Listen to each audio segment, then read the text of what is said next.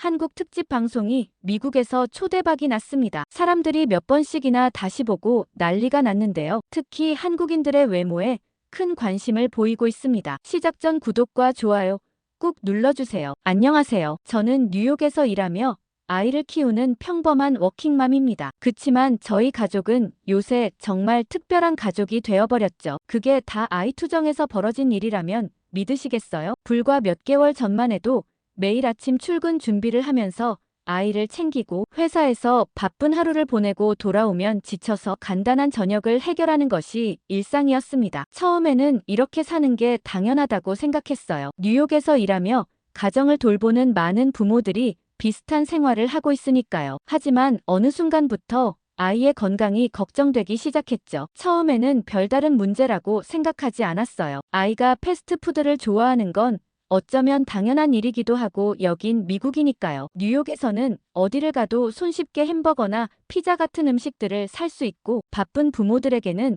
그런 음식이 훌륭한 해결책처럼 보였죠. 저도 일이 많아지면 아이에게 쉽게 해결할 수 있는 음식을 사주거나 가끔은 냉동식품을 데워 먹이기도 했습니다. 아침에는 시리얼이나 토스트, 우유 한 잔 정도로 끝내는 날이 많았고요. 그나마 학교에서 먹는 밥이 그나마 아이에겐 영양 잡힌 식단이었을 텐데 학교 급식이 완벽하지 않다는 건 이미 알고 있었어요. 영양사가 균형 잡힌 식단을 계획한다고는 하지만 대량으로 만들어지는 음식이다 보니 맛이나 질에서 아쉬운 점이 많았거든요. 아이도 급식을 그닥 좋아하진 않았어요. 물론 마음이 아팠지만 바쁜 일상 속에서 매일 도시락을 준비할 여유가 없었기에 그저 위로의 말만 건넬 수밖에 없었죠. 실제로 급식 메뉴를 보면 튀긴 음식이 자주 나오고 그마저도 만든 지 오래돼 식감이 좋지 않다고 해요. 급식엔 아이들이 먹기 편하게 만든다는 명목으로 가공식품 위주의 메뉴가 많았어요. 물론 학교에서도 노력은 하지만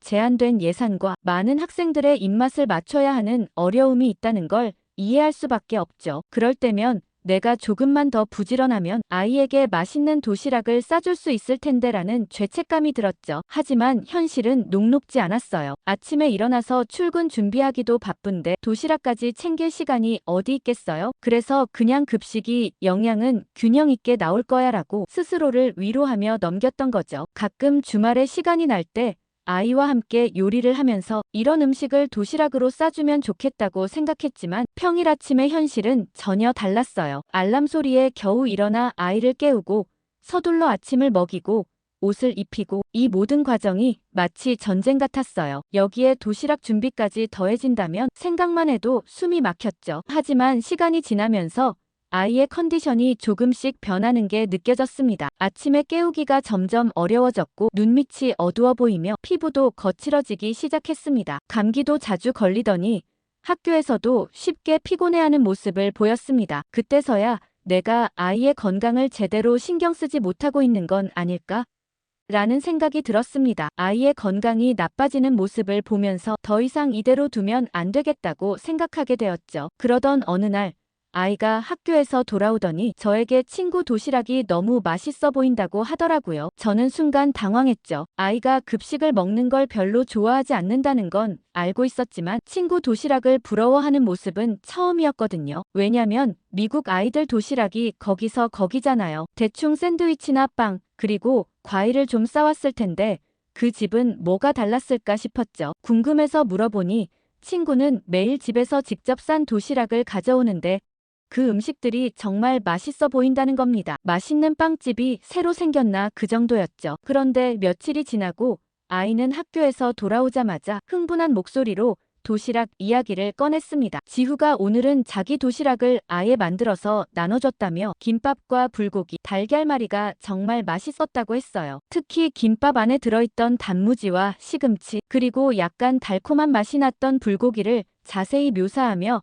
눈을 반짝였습니다. 입에 침이 고이는 듯한 표정으로 자세히 설명하는데 그 모습을 보니 저도 모르게 웃음이 나왔습니다. 평소에는 음식에 대해 그렇게 열정적으로 말하는 아이가 아니었는데 오늘은 달랐죠. 아이의 얼굴에서 진심으로 기뻐하는 모습이 보였어요. 사실 급식을 제대로 먹지 않아 걱정했는데 이렇게 관심을 보이는 게 신기했어요. 게다가 우리 아이를 위해 도시락까지 싸준 지후 엄마가 너무 고마웠죠. 그리고 그동안 아이가 학교에서 돌아올 때마다 배가 고프다고 했던 이유가 급식을 제대로 먹지 않았기 때문이라는 생각이 들었어요. 하지만 동시에 걱정도 생겼습니다. 이렇게 아이가 매번 친구 도시락을 부러워한다면 결국 저도 도시락을 싸줘야 하지 않을까 싶었거든요. 바쁜 아침 시간에 도시락까지 준비한다는 것은 상상만 해도 부담스러웠습니다. 그날 저녁 식탁에 앉아 저녁을 먹는 동안에도 아이는 계속해서 지후의 도시락 이야기를 했어요. 김밥 속에 들어간 재료 하나하나를 설명하면서 내일은 자기도 그런 도시락을 가져가고 싶다고 했습니다. 마치 오래전부터 계획했던 것처럼 확신에 찬 목소리였어요. 밥을 다 먹고 설거지를 하는 중에도 아이는 주방으로 따라와 엄마에게 도시락을 싸달라고 조르기 시작했습니다. 급식을 더 이상 먹고 싶지 않다며 친구처럼 김밥과 불고기가 들어간 도시락을 원한다고 했어요. 간절한 눈빛으로 바라보는 아이의 모습에 거절하기 어려웠습니다. 내일 준비해볼게라고 약속했지만 마음속으로는 걱정이 가득했죠. 하지만 문제는 제가 한식에 대해 아는 것이 거의 없다는 점이었어요. 김밥 안에 어떤 재료가 들어가는지, 불고기는 어떻게 양념하는지 전혀 몰랐습니다. 요리책이나 인터넷을 찾아봐야 할까 생각했지만 그것마저도 시간이 부족했죠. 매일 바쁘게 출근하고 집안일을 하다 보면 도시락을 준비하는 것이 쉽지 않을 거라는 걱정도 들었습니다. 그날 밤 아이가 잠든 후에 인터넷으로 김밥 레시피를 검색해 보았어요. 필요한 재료도 상당히 많고 준비 과정도 복잡해 보였습니다. 특히 밥을 미리 식혀야 한다는 것, 재료를 각각 볶거나 데쳐야 한다는 것 등 생각보다 훨씬 정성이 필요한 음식이었어요. 아침에 일어나서 이 모든 걸 준비하려면 최소 1시간은 더 일찍 일어나야 할 것 같았습니다. 현실적으로 불가능한 일이었죠. 그날 밤 깊은 고민에 빠진 채 잠이 들었어요. 다음 날 아침 아이는 제일 먼저 도시락 준비됐는지 물었습니다. 안타깝게도 준비할 시간이 없었다고 솔직하게 말했더니 아이의 표정이 금방 어두워졌어요. 그래도 오늘은 참고 급식을 먹고 주말에 한식 도시락을 준비하는 법을 배워볼 테니 조금만 기다려 달라고 달랬습니다. 아이는 실망한 표정으로 학교 가방을 챙겼지만 대신 간식을 평소보다 넉넉히 넣어주며 달래보았어요. 아이를 학교에 데려다주고 사무실로 향하는 동안 머릿속은 온통 도시락 생각뿐이었습니다. 누구에게 물어봐야 할지, 어떻게 시작해야 할지 막막했어요. 그래도 주말까지는 시간이 있으니 뭔가 준비할 수 있지 않을까 생각했습니다. 오전 내내 일에 집중하기 어려웠지만 점심시간에 한국 식료품점이 근처에 있는지 검색해 보았어요. 다행히 몇 군데가 있길래 아이를 데리고 와서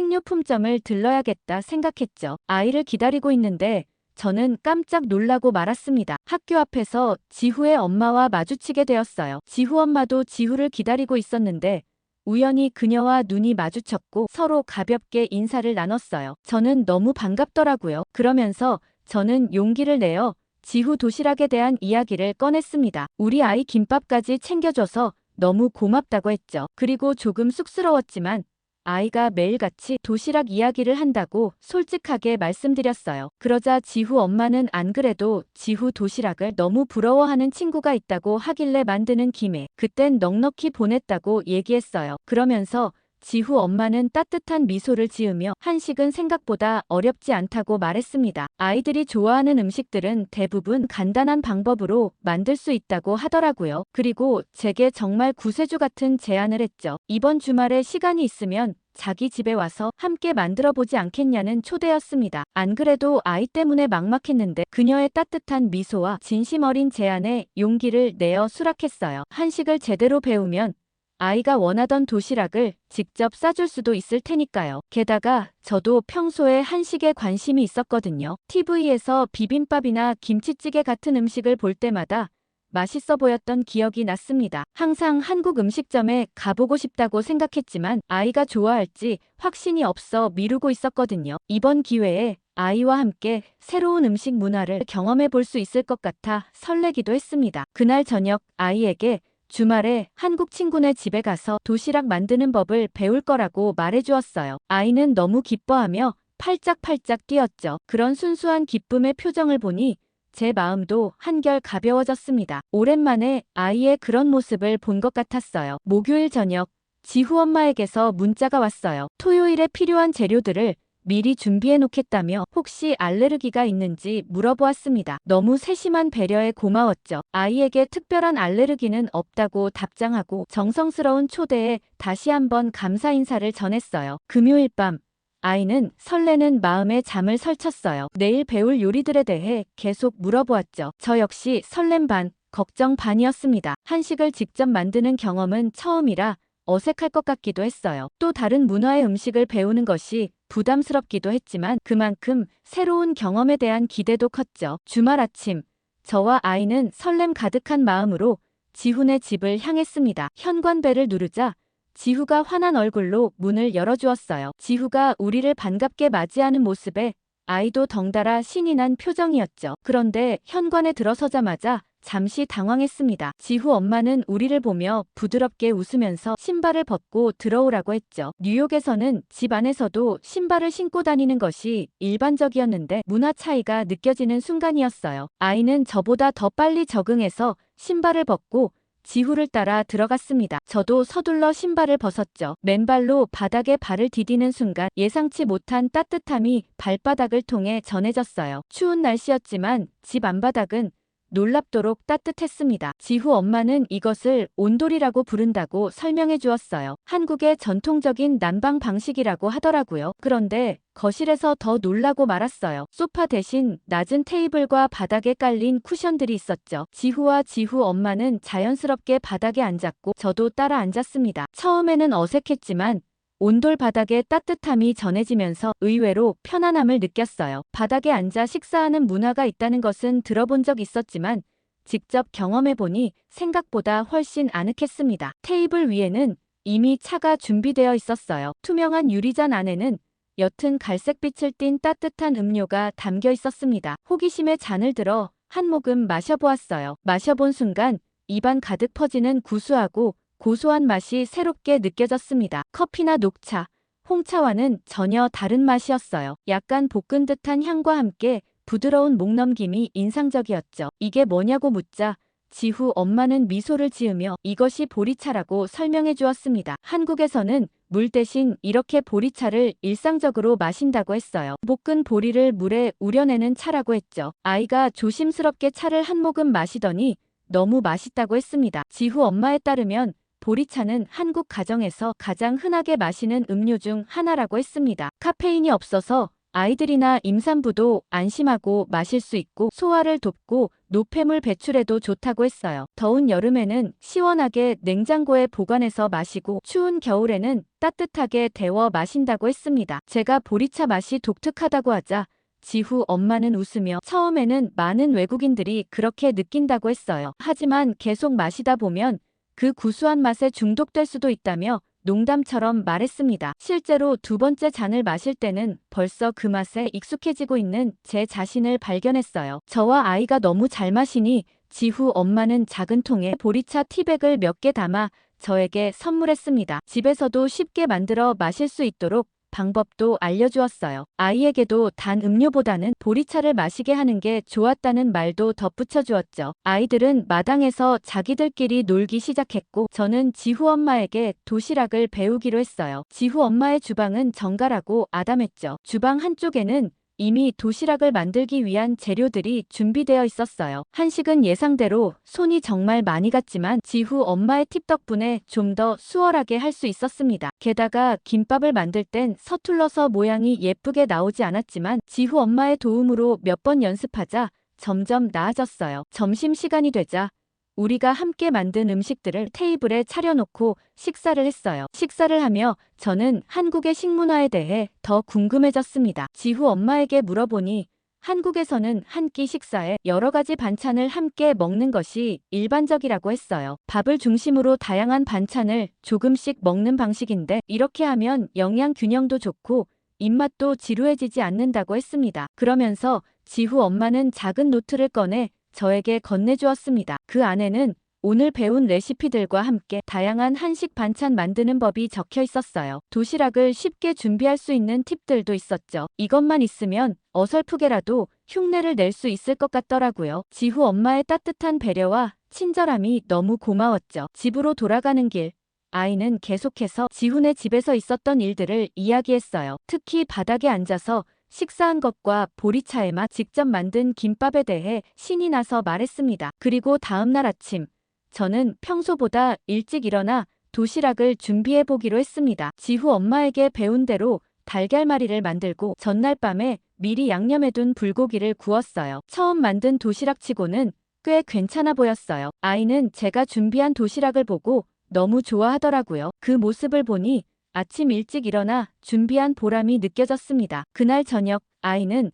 학교에서 돌아와 흥분된 목소리로 친구들이 자신의 도시락을 부러워했다고 말했어요. 특히 달걀말이가 인기였다며 한 친구는 맛을 보고 싶어 했다고 했습니다. 아이의 자랑스러운 표정을 보니 저도 뿌듯했어요. 그날부터 저는 아이를 위해 매일 도시락을 준비하기 시작했습니다. 처음에는 어려웠지만 점점 요령이 생기면서 아침 시간을 효율적으로 사용할 수 있게 되었어요. 주말에는 지후 엄마가 알려준 대로 미리 반찬을 만들어 냉장고에 보관해 두었다가 평일에 활용했습니다. 한 달쯤 지나자 놀라운 변화가 생겼어요. 아이가 아침에 더 쉽게 일어나기 시작했고 학교에서 돌아온 후에도 피곤해하는 모습이 줄었습니다. 피부도 전보다 맑아졌고 감기에 걸리는 횟수도 확실히 줄어들었어요. 균형 잡힌 식사가 아이의 건강에 좋은 영향을 미치고 있다는 것을 눈으로 확인할 수 있었습니다. 게다가 아이는 요리에 관심을 갖기 시작했어요. 주말이면 저와 함께 부엌에서 음식을 만드는 것을 즐겼고 점점 더 많은 한식 요리를 배우고 싶어 했습니다. 함께 요리하는 시간은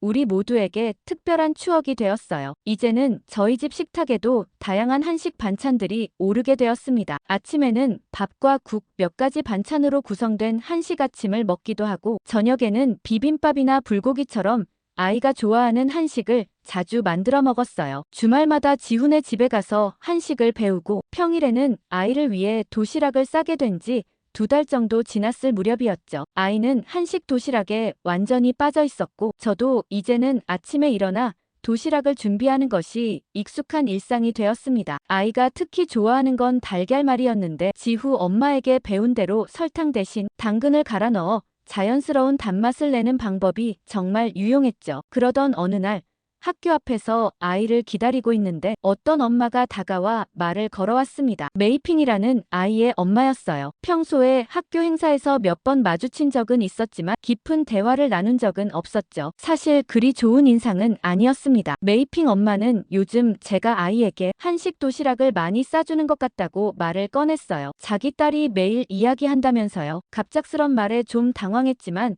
가볍게 웃으며 그렇다고 대답했죠. 그런데 메이핑 엄마의 다음 말에 조금 놀랐습니다. 한식은 너무 맵고 짜서 아이들 건강에 좋지 않다는 거였어요. 특히 김치 같은 음식은 아이들이 먹기에는 너무 자극적이라며 걱정하는 듯한 표정을 지었습니다. 예상치 못한 발언에 어떻게 반응해야 할지 몰라서 잠시 머뭇거렸어요. 하지만 메이핑 엄마는 제 반응과는 상관없이 계속 말을 이어갔어요. 중국 음식이야말로 진짜 건강식이라며 한방 재료를 써서 몸에 정말 좋다고 강조했습니다. 약식동원이라고 음식이 곧 약이 된다는 중국의 전통적인 믿음까지 설명해 주었어요. 저는 불편한 마음이 들었지만 최대한 정중하게 웃으며 듣고 있었습니다. 사실 메이핑 엄마에 대해서는 좋지 않은 기억이 있었거든요. 한 달 전쯤 학교 봄 축제 때였어요. 아이들이 모두 무대에 올라 공연을 하고 있었는데 메이핑 엄마가 갑자기 앞 사람들을 밀치고 최전방으로 가서 자기 폰으로 사진을 찍기 시작했던 일이 있었습니다. 뒤에 있던 몇몇 학부모들이 불만을 표했지만 아랑곳하지 않고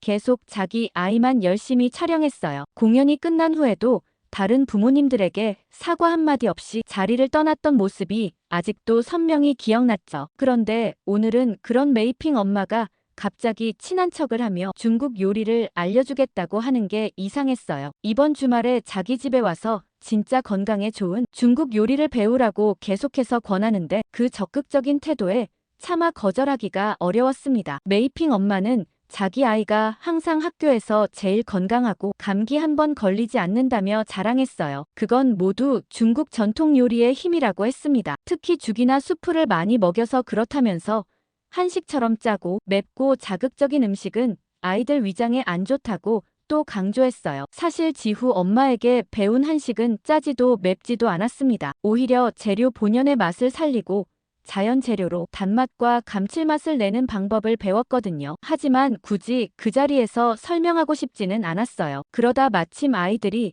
학교에서 나오기 시작했고 메이핑이 제일 먼저 뛰어나왔습니다. 그런데 메이핑의 행동을 보고 또 한 번 깜짝 놀랐어요. 다른 아이의 어깨를 밀치며 자기 엄마에게 달려오는 모습이 보였거든요. 뒤따라 나온 아이가 넘어질 뻔했는데도 메이핑은 뒤돌아보지도 않았습니다. 심지어 그 아이가 울음을 터뜨렸는데도 말이에요. 메이핑 엄마는 그런 딸의 행동을 본 척도 않고 오히려 품에 안으며 칭찬했어요. 오늘 학교에서 수학 문제를 제일 먼저 풀었다며 자랑스러워했죠. 그런 모습을 보니 더 불편한 마음이 들었습니다. 제 아이가 나오자 서둘러 인사를 하고 자리를 뜨려 했지만 메이핑 엄마는 끈질기게 이번 주말에 놀러 오라고 했어요. 자신의 전화번호를 메모해서 건네주며 꼭 연락하라고 당부했습니다. 결국 애매하게 생각해보겠다는 대답만 하고 아이와 함께 집으로 돌아왔어요. 집으로 가는 길에 아이에게 메이핑에 대해 물어봤습니다. 아이는 메이핑이 학교에서 좀 유명하다고 했어요. 수업 시간에 선생님 말씀을 자주 끊고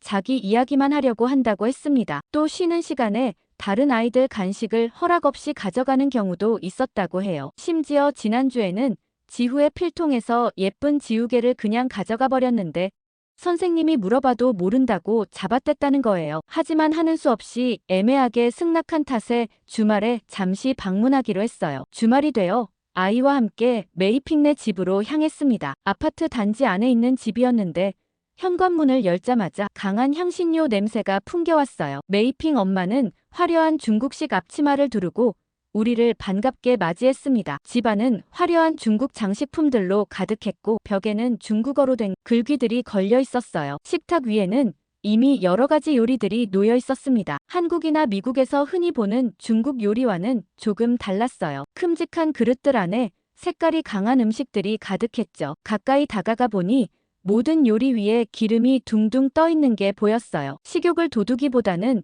조금 부담스럽게 느껴졌죠. 메이핑 엄마는 자신만만하게 말하면서 우리 접시에 음식을 듬뿍 담아주었어요. 거절할 틈도 없이 접시가 순식간에 가득 찼습니다. 아이는 낯선 음식들을 보고 조금 당황한 표정이었지만 예의상 한번 먹어봐야겠다는 생각에 용기를 냈어요. 그런데 너무 기름지고 매워서 놀랐습니다. 두부는 부드러웠지만 그 맛을 느끼기도 전에 강한 향신료 맛이 입안을 지배해버렸어요. 고기 요리는 더 충격적이었죠. 한 입 베어 물자마자 입안에 기름이 가득 퍼졌고 고기는 너무 짜서 물을 마시지 않고는 삼킬 수가 없었어요. 아이도 용감하게 한 입 먹었다가 눈을 동그랗게 뜨더니 황급히 물을 찾았습니다. 하지만 메이핑 엄마는 전혀 눈치채지 못한 듯 계속해서 중국 요리의 건강함을 역설했어요. 그 말을 듣는 순간 지후 엄마가 만들어주던 담백하고 깔끔한 한식이 떠올랐습니다. 식사가 계속되면서 메이핑 엄마는 또 다른 요리를 가져왔어요. 이번에는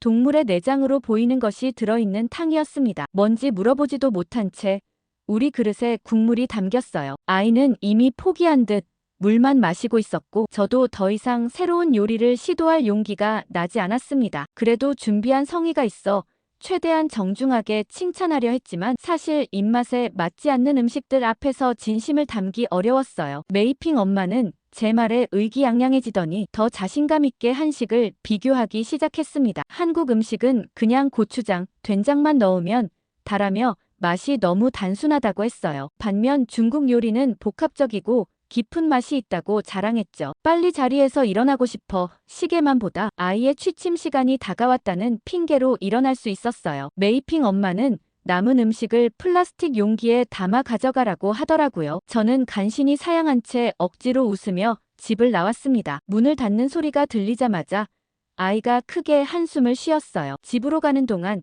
아이는 평소와 달리 조용했습니다. 분명 배가 불편한 모양이었어요. 집에 도착하자마자 아이는 화장실로 달려갔어요. 저도 속이 너무 더부룩하고 불편했죠. 기름진 음식과 강한 향신료가 위장을 자극한 것 같았어요. 그날 밤 아이와 저는 번갈아가며 화장실을 들락날락했습니다. 소화불량 때문에 둘 다 제대로 잠을 이루지 못했어요. 다음 날 아침 아이는 여전히 속이 아프다며 괴로워했습니다. 그러면서 이제 중국 음식은 다신 안 먹는다며 지훈의 집에서 먹는 한식이 훨씬 맛있다고 하더라고요. 그 말을 듣고 웃음이 났어요. 아이의 솔직한 반응이 저의 생각과 일치했거든요. 메이핑 엄마가 말한 것과는 달리 우리가 경험한 중국 요리는 전혀 건강하게 느껴지지 않았어요. 오히려 지후 엄마에게 배운 한식이 더 담백하고 소화도 잘 되는 것 같았습니다. 간혹 한식이 짜거나 맵다는 편견을 가진 사람들이 있지만 실제로 한식은 다양한 채소와 발효식품을 활용한 건강한 음식 문화라는 걸 경험을 통해 알게 되었습니다. 그 일이 있고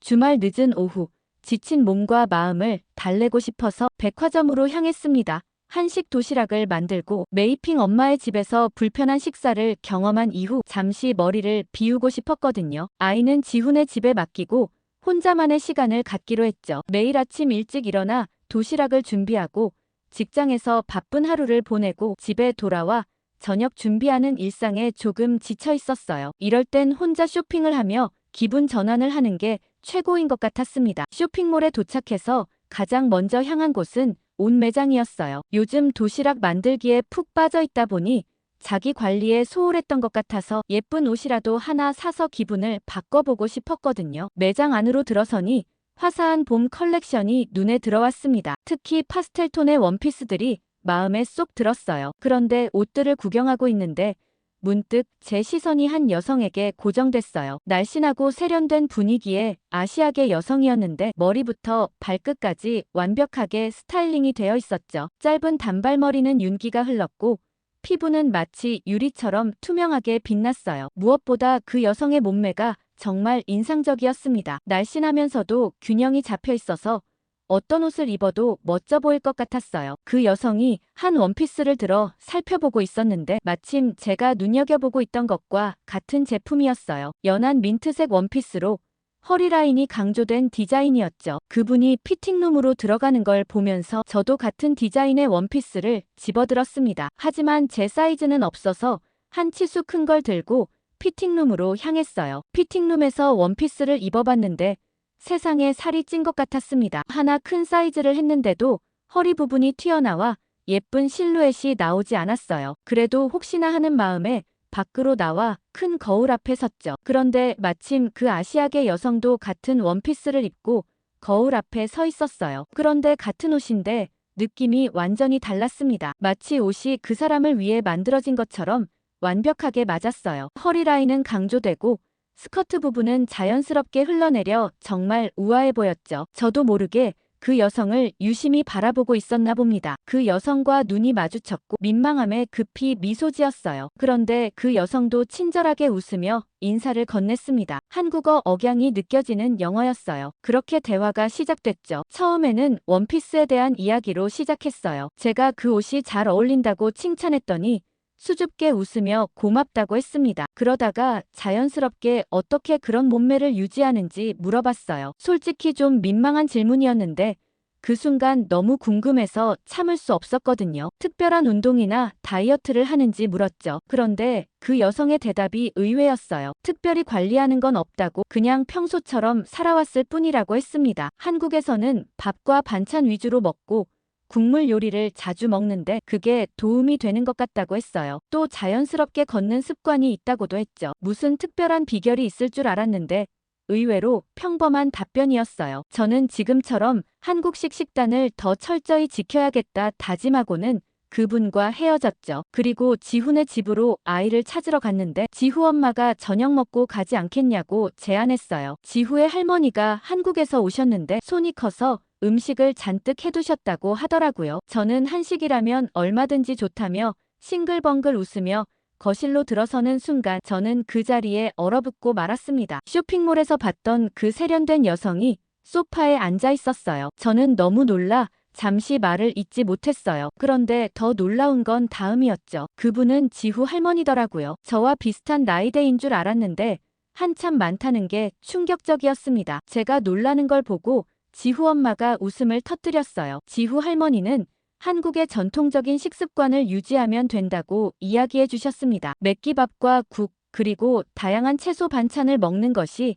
기본이라고 했어요. 육류는 많이 먹지 않고 대신 콩이나 두부 같은 식물성 단백질을 자주 섭취한다고 했습니다. 발효식품인 김치와 된장이 건강에 좋다는 것도 강조하셨어요. 그리고 보리차에는 항산화 성분이 풍부해 노화 방지에 도움이 된다고 하셨죠. 그날 저녁 지후 할머니와의 만남은 저에게 큰 충격이었습니다. 저와 비슷해 보이는 젊은 외모와 유창한 영어 실력 그리고 세련된 패션 감각까지 모든 것이 저의 고정관념을 깨뜨렸어요. 특히 할머니께서 특별한 비결 없이 그저 한국의 전통적인 생활 방식을 유지해 오셨다는 점이 인상적이었습니다. 집으로 돌아오는 길에 저는 깊은 생각에 잠겼어요. 그동안 지후 엄마를 통해 한식과 한국 문화의 일부를 배워왔지만 이제는 더 깊이 이해하고 싶다는 마음이 들었습니다. 지후 할머니의 모습은 한국식 생활 방식이 단순한 문화적 경험을 넘어 건강하고 아름다운 삶의 방식이 될 수 있다는 것을 보여주었거든요. 이제 저는 확신을 가지고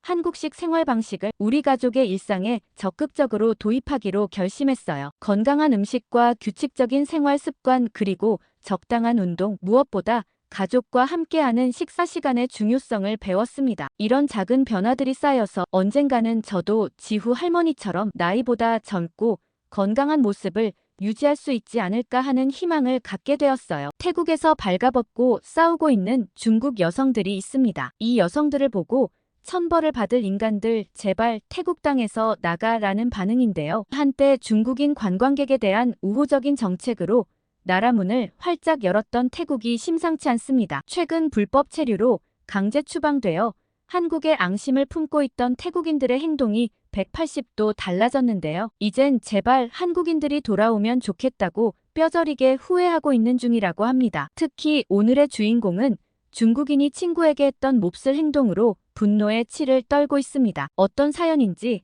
바로 시작하겠습니다. 안녕하세요. 저는 방콕 번화가의 마사지숍에서 일하고 있는 아티시라고 합니다. 제 이야기를 들려드리기 전에 먼저 태국의 계급 사회에 대해 잠깐 말씀드리고 싶어요. 한국은 자유민주주의인 반면 저희는 그렇지 않거든요. 태국에는 왕족과 하이소라 불리는 상류층 그리고 제가 속한 루소라는 서민 계층이 있습니다. 이 계급은 좀처럼 바뀌기 힘든 벽 같은 존재죠. 그렇지만 어떻게든 열심히 공부해 계층의 한계를 조금이나마 극복해보고 싶었어요. 그래서 저는 어릴 적부터 의사를 꿈꾸게 되었고 쭈라롱권 대학교 의과대학에 입학하기 위해 밤낮으로 공부했습니다. 성적도 꽤 좋아서 주변에서는 제가 꼭 합격할 거라고 믿었죠. 하지만 운명은 예상치 못한 방향으로 흘러갔어요. 그날은 평범한 화요일이었습니다. 저는 항상 그랬듯이 도서관에서 의대 입학을 위해 공부하고 있었죠. 그때 어머니에게서 다급한 전화가 왔습니다. 동생이 갑자기 쓰러져 병원에 실려갔다는 거예요. 가슴이 철렁 내려앉는 기분이었습니다. 병원에 도착하자 의사는 동생의 상태가 심각하다고 말했어요. 희귀한 신경계 질환으로 장기간의 치료가 필요하다는 설명이었습니다. 그 순간 머릿속이 하얘졌죠. 치료비는 천문학적인 금액이었고 우리 가족의 형편으로는 감당하기 힘든 수준이었어요. 게다가 태국의 의료 시스템은 정말 취약한 편이에요. 공립병원은 저렴하지만 대기 시간이 너무 길고 사립병원은 비용이 너무 비싸거든요. 하지만 당장 치료가 시급한 동생을 그냥 둘 수 없었고 우리 가족은 어쩔 수 없이 사립병원을 선택했어요. 하지만 막상 치료를 시작하니 원래 예상했던 비용을 훌쩍 뛰어넘더라고요. 아버지는 원래 양조장에서 일하셨는데 동생의 병원비를 마련하기 위해 야간 경비일까지 하셨습니다. 낮에는 양조장에서 일하시고 밤에는 경비일을 하시는 아버지의 모습을 보면 가슴이 아팠어요. 어머니도 간병과 가사를 병행하시며 힘든 나날을 보내셨죠. 그러던 어느 날 밤 저는 우연히 아버지가 친구와 통화하는 내용을 듣게 되었어요. 경비로 일하면서 무시당하는 일이 너무 많지만 꾹 참을 수밖에 없다고 하셨죠. 아들 병원비도 대야 하고 딸이 공부에만 전념할 수 있게 해줘야 한다고요. 그러면서도 넉넉하지 못한 형편의 아빠로서 무능해서 아이들과 와이프에게 미안하다고 하시더라고요. 그 순간 저는 더 이상 공부만 하고 있을 수 없다는 걸 깨달았어요. 다음 날 저는 부모님께 제 결심을 말씀드렸습니다. 학업을 잠시 중단하고 일을 하겠다고요. 처음에 부모님은 극구 만류하셨어요. 지금 공부를 그만두면 다시 학교로 돌아가기는 정말 힘들다고 하셨죠. 하지만 저의 결심을 꺾을 수는 없었습니다. 사실 통장 잔고가 바닥이라는 건 이미 알고 있었고 부모님도 별다른 방법이 없다는 걸 알고 계셨거든요. 처음에는 편의점이나 카페에서 아르바이트를 했지만 그것만으로는 부족했습니다. 동생 치료비에 생활비까지 필요했으니까요. 지금보다 더 많은 수입이 필요했어요. 그러던 중 우연히 마사지숍 구인 광고를 보게 되었습니다. 처음에는 망설였어요. 마사지사라는 직업에 대한 편견도 있었고 부모님의 반대도 예상됐죠. 하지만 급여가 다른 일자리보다 훨씬 높았어요. 동생의 치료비를 생각하면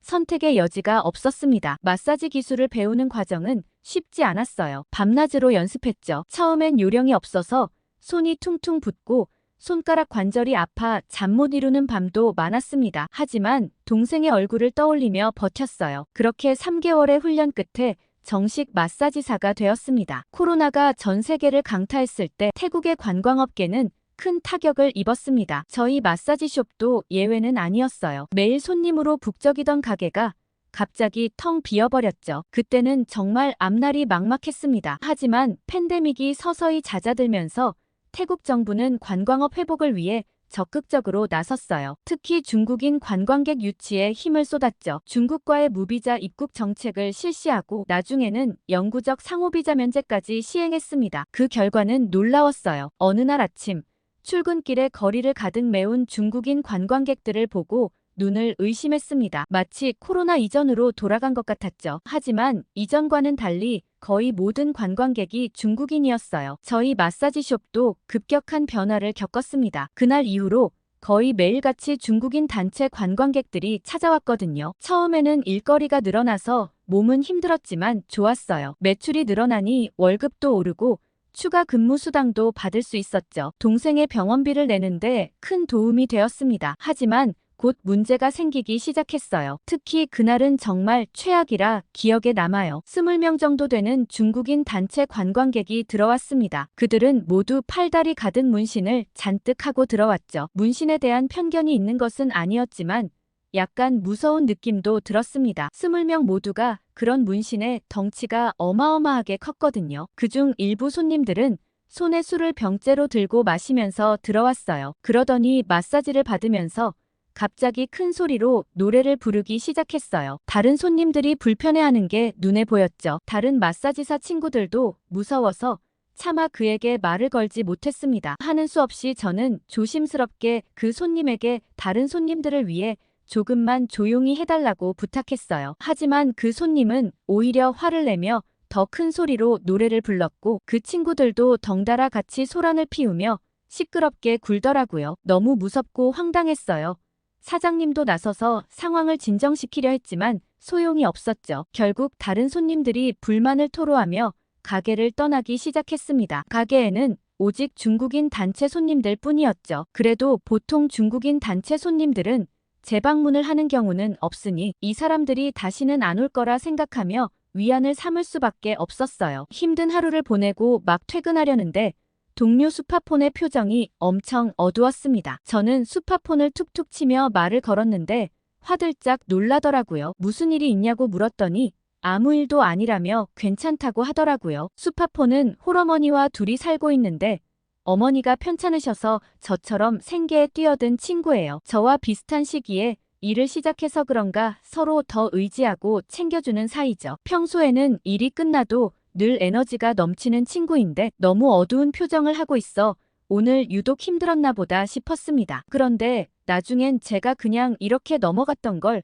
후회하고 말았죠. 그리고 다음날 저는 가게를 들어가자마자 깜짝 놀라고 말았습니다. 어제 손님들이 또 온 거예요. 역시나 이미 한 차례 행패를 부렸는지 다른 손님들은 하나도 없고 문신한 중국 단체 손님들 뿐이었습니다. 사장님께 여쭤봤더니 5일간 방콕에 머무를 예정인데 5일 내내 예약을 다 잡아놨다고 했어요. 괴로웠죠. 이 손님들이 오는 5일간 매일 비슷한 일이 반복되면서 저희 가게의 평판이 나빠지기 시작했습니다. 사장님은 고민에 빠졌고 직원들 사이에서도 불만의 목소리가 나오기 시작했습니다. 수파폰은 그 짧은 사이에 살도 엄청 빠졌고 표정도 몰라보게 어두워졌어요. 하지만 우리에겐 선택의 여지가 없었어요. 중국인 관광객들이 우리 가게의 주 수입원이 되었기 때문이죠. 그들의 행동이 마음에 들지 않아도 우리는 참고 견뎌야 했습니다. 그러던 어느 날 정말 심각한 일이 발생했어요. 저희 가게에는 점점 중국인 손님들만 오기 시작했는데 어느 날 중국인 손님이 갑자기 화장실이 급하다며 뛰쳐나갔어요. 저는 그 손님이 뛰어나간 방향을 보고 의아했습니다. 거긴 가게 뒤편이었거든요. 얼마 있지 않아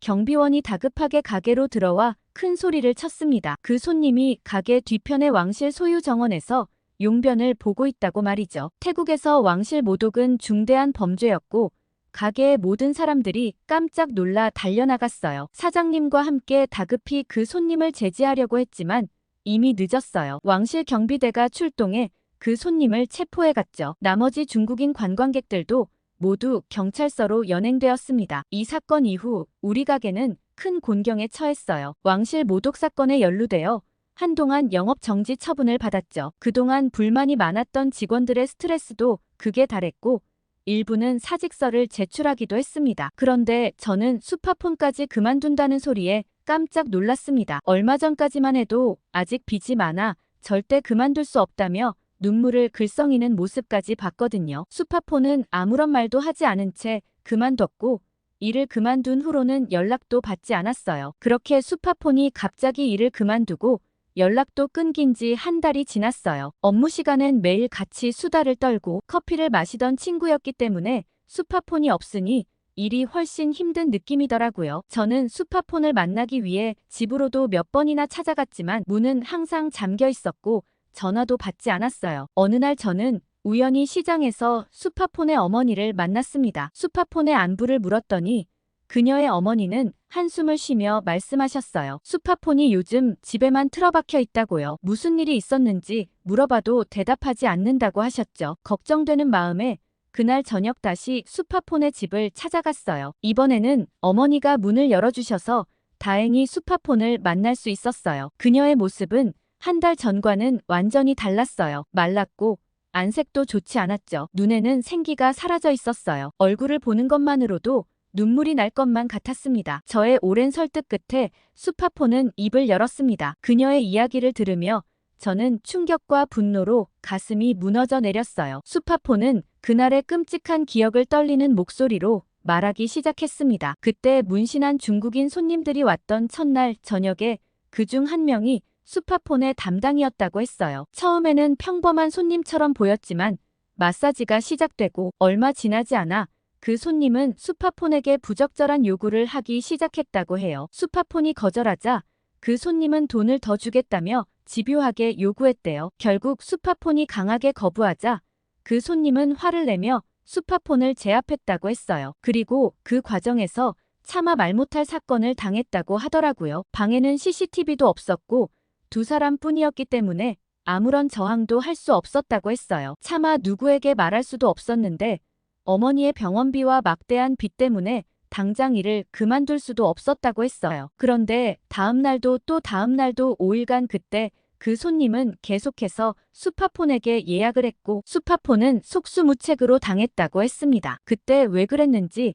자기도 정신이 나간 것 같다고 했어요. 누구에게 말하기도 부끄럽고 창피했다고 하더라고요. 그리고 일을 그만두면 됐는데 차마 일도 그만두지 못하고 정신이 빠진 채로 일을 하다가 동료들이 그만두는 걸 보고 저렇게 하면 됐는데 싶어 그만두었다고 했어요. 그 후에도 수파폰은 트라우마에 시달리며 아무에게도 이 사실을 말하지 못했다고 했어요. 한두 번도 아니고 그런 일을 왜 계속 당하고 있었냐고 자기를 한심하게 볼 사람들과 그에 대한 부끄러움과 공포 그리고 자책감에 시달렸다고 하더라고요. 그렇게 사람들을 피하며 일을 그만두고 집에 틀어박혔던 거였어요. 수파폰의 이야기를 들으며 저는 분노로 떨렸습니다. 어떻게 이런 일이 일어날 수 있는지 그리고 왜 아무도 몰랐는지 자책감이 들었어요. 동시에 수파폰이 혼자 이런 고통을 겪었다는 사실에 가슴이 아팠습니다. 피해자가 오히려 더 괴로워하고 있는 이 상황이 이해가 가질 않았어요. 저는 당장 수파폰에게 경찰에 신고하자고 제안했어요. 하지만 수파폰은 고개를 저었죠. 이미 시간이 많이 지났고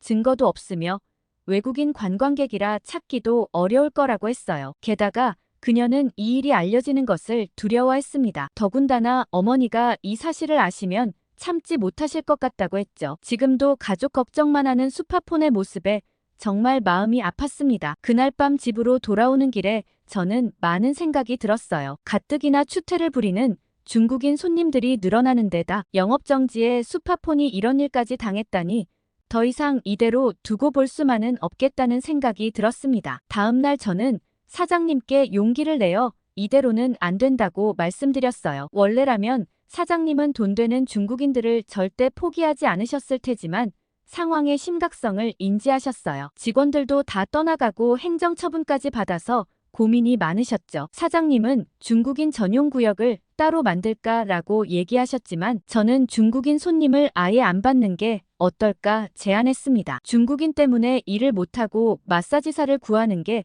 더 비용이 많이 들 것 같다고 다른 나라 손님들만 받자고 했죠. 제 말에 사장님은 한참을 고민하시더니 알겠다고 하셨죠. 처음엔 중국인 손님 때문에 나쁜 평판이 돌았던지라 한동안 매출이 거의 끊기다시피 했어요. 그러나 점점 오히려 다른 쪽으로 소문이 났죠. 중국 단체 손님이 없기 때문에 조용하고 편하게 마사지를 받을 수 있다고 했어요. 가게는 점점 인기가 많아졌고 사장님은 제게 고마워했어요. 다시 가게는 활기를 띠었습니다. 저는 다시 바빠진 가게에 동생의 치료비를 더 빨리 모으기 위해 추가 근무를 자청하며 주말에도 쉬지 않고 일했죠. 힘들었지만 동생의 얼굴을 떠올리며 버텼습니다. 그러던 어느 날 사장님께서 저를 부르셨습니다. 처음에는 무슨 일인가 싶어 긴장했지만 사장님의 표정은 따뜻했어요. 사장님은 덕분에 가게가 오히려 더 북적이는 것 같다며 고맙다고 하시고는 저를 매니저로 승진시켜주고 싶다고 하셨어요. 그러면서 급여도 더 많이 올랐고 책임감도 막중해졌죠. 그날 저녁 병원에 있는 동생을 찾아갔어요. 그러면서 이제 매니저로 승진해 월급을 더 많이 받게 되었다고 했고 동생은 눈물을 글썽였습니다. 너무 미안하다고 말이죠. 저는 그런 생각 하나도 할 필요 없다며 얼른 건강히 낫기만 하면 된다고 했습니다. 그러던 어느 날 태국 관광업계에 큰 변화가 찾아왔습니다. 한국인 관광객들의 발길이 뚝 끊긴 거예요. 처음에는 일시적인 현상이라 생각했지만 시간이 지날수록 상황은 나아지지 않았습니다. 그즈음 태국 뉴스에서는 연일 마약 문제와 관광객 안전 사고에 대한 보도가 이어졌어요. 특히 한국에서 태국인이 마약 문제에 연루되어 체포되는 사건이 몇 차례 발생했죠. 이 소식은 한국 언론에도 크게 보도되었고 태국 여행에 대한 경고령까지 내려졌다고 했어요. 그래서 한국 손님들이 더 이상 발길을 하지 않는 건가 싶었죠. 그렇게 한국인 관광객들의 발길이 끊긴 지 몇 달이 지났을 무렵 우리 마사지숍에 오랜만에 한국인 커플이 방문했습니다. 저는 솔직히 좀 놀랐습니다. 현관문이 열리고 들어온 그들은 조용하고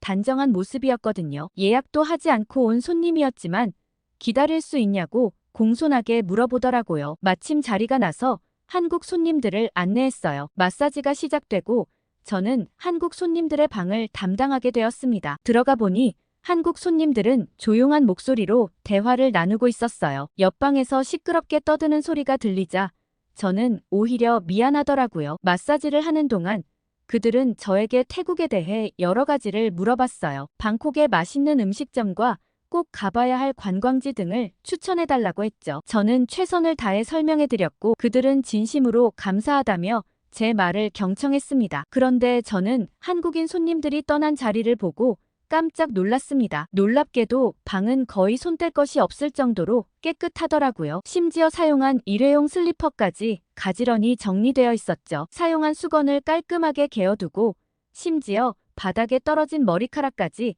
주워 휴지통에 버린 것 같더라고요. 결제를 하러 나왔을 때 그들은 우리 가게의 인테리어와 분위기를 칭찬하며 사진을 찍어도 되냐고 물어봤습니다. 허락을 받고 사진을 찍은 후 그들은 SNS에 올리겠다며 가게 이름을 정확히 물어보았습니다. 계산을 마치고 나서 그들은 저에게 팁까지 챙겨주었어요. 그리고 정말 좋은 경험이었다며 감사 인사를 전했죠. 이렇게 따뜻한 손님들은 정말 처음이었습니다. 그날 저녁 퇴근 무렵에 한국 손님들이 SNS에 올린 게시물을 보게 되었어요. 우리 가게의 아늑한 분위기와 친절한 서비스에 대한 칭찬이 가득했습니다. 게시물에는 이미 많은 좋아요와 댓글이 달려 있었고 한번 가봐야겠다는 댓글들이 막 달려 있더라고요. 다음 날 놀랍게도 한국인 손님들이 조금씩 늘어나기 시작했어요. 그들 모두 SNS를 통해 우리 가게를 알게 되었다고 했습니다. 그리고 그 한국인 커플과 마찬가지로 그들 역시 예의 바르고 친절했어요. 그날 이후로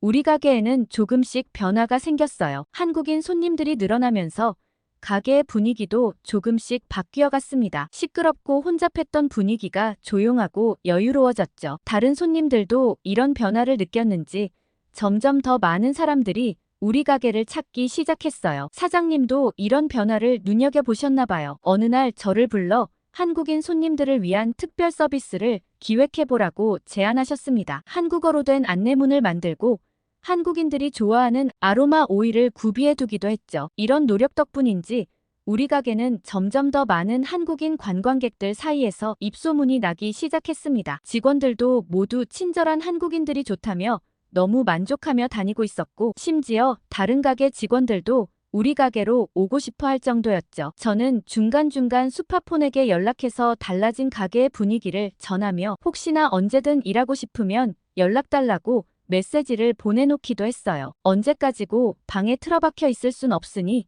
안타까운 마음이었죠. 그렇게 마사지숍에서의 긴 하루를 마치고 저는 친구 찬나롱의 식당으로 향했습니다. 찬나롱은 카오산 로드 근처에서 작은 식당을 운영하고 있어요. 쉬는 날이면 한 번씩 찬나롱의 가게에 가서 얘기를 나누곤 하죠. 식당에 도착하자 찬나롱은 평소와 달리 지친 표정이었어요. 주방에서 나오며 한숨을 쉬는 모습이 역력했죠. 무슨 일이 있냐고 물어보니 오늘 하루 종일 중국인 관광객들 때문에 골치가 아팠다고 합니다. 찬나롱은 오늘 있었던 일을 이야기하기 시작했어요. 점심시간에 중국인 단체 관광객 30명이 갑자기 들이닥쳤다고 해요. 그들은 시끄럽게 떠들며 메뉴를 고르는데 한참이나 걸렸고 주문한 음식을 받고 나서는 이것저것 트집을 잡았다고 합니다. 하지만 가장 큰 문제는 화장실이었다고 해요. 그 많은 사람들이 화장실을 사용하고 난 후 화장실은 말 그대로 아수라장이 되었답니다. 바닥에는 물이 흥건했고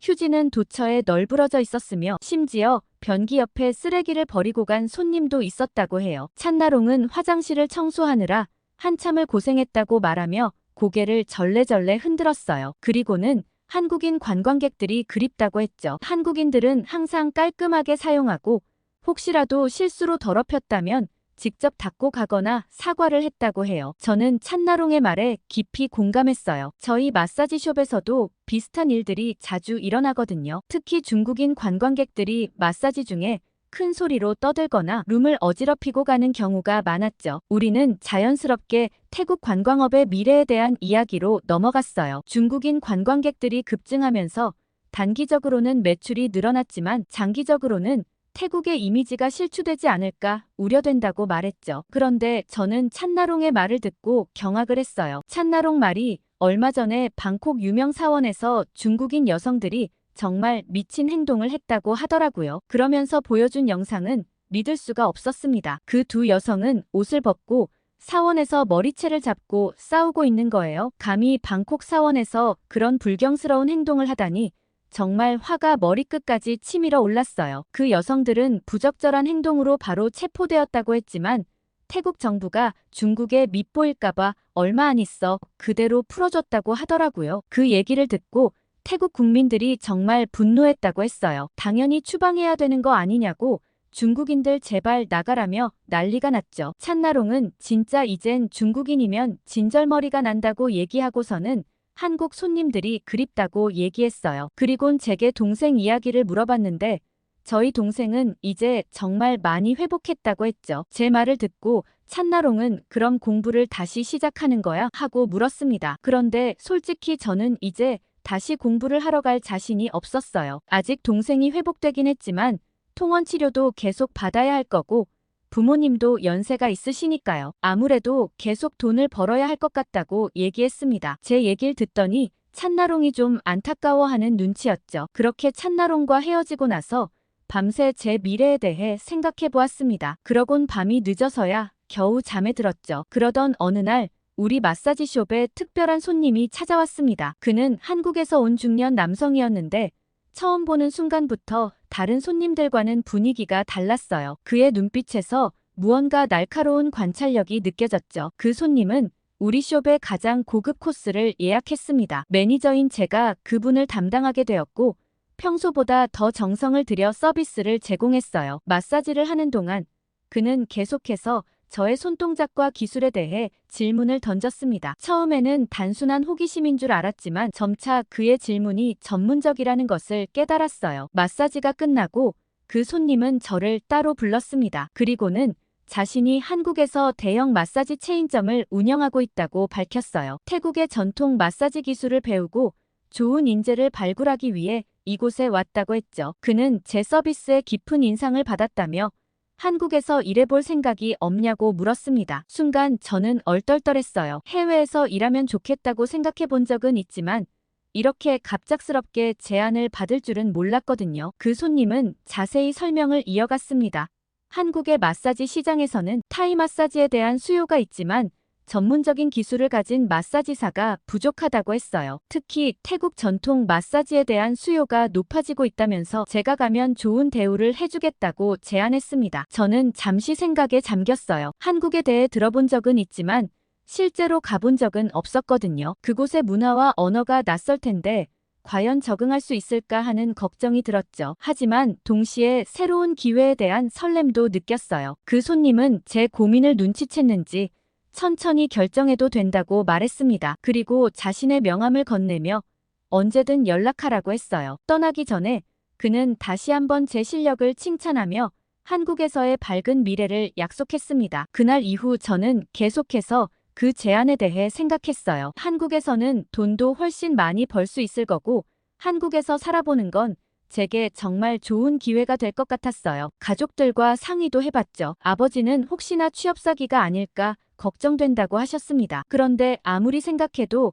그분이 사기꾼처럼 보이진 않았지만 조심해서 나쁠 건 없다고 생각했죠. 일주일 후 저는 용기를 내어 그 손님에게 연락을 했습니다. 그는 제 연락을 반갑게 받아주었고 구체적인 조건들을 설명해 주었어요. 월급과 숙소 그리고 비자 문제 등 모든 것을 꼼꼼히 챙겨주겠다고 했죠. 특히 비자 문제에 대해 자세히 설명해 주었어요. 한국에서 일하기 위해서는 특정 비자가 필요한데 그 과정이 복잡하고 시간이 오래 걸린다고 했습니다. 하지만 그가 모든 절차를 도와주겠다고 약속했어요. 그리고 이미 가게에서 일하고 있는 다른 태국 마사지사가 있어서 그분과 통화도 했죠. 꼼꼼하게 설명해주고 가게에 대해 알려주는 모습을 보며 저는 그분을 완전 신뢰할 수밖에 없었습니다. 그 후로 몇 주 동안 저는 한국행을 준비했습니다. 한국어 공부도 시작했고 한국 문화에 대해서도 열심히 찾아봤어요. 때로는 두렵기도 했지만 새로운 도전에 대한 기대감이 더 컸죠. 마침내 모든 준비가 끝나고 출국 날짜가 정해졌습니다. 앞으로 한국에서의 삶이 정말 기대가 되네요. 오늘 아티 씨의 사연 어떻게 들으셨나요? 정말 중국인의 행동은 상상도 할 수 없는 것 같습니다. 하지만 태국인들이 뒤늦은 후회를 해도 한국인들의 마음을 돌리긴 어려울 것 같습니다. 사연 들으시는 분들의 생각이 궁금한데요. 댓글 많이 달아주시면 좋겠습니다. 구독과 좋아요 꾹 눌러주시고 더 좋은 사연으로 찾아오겠습니다. 사연 제작소 감동필름이었습니다.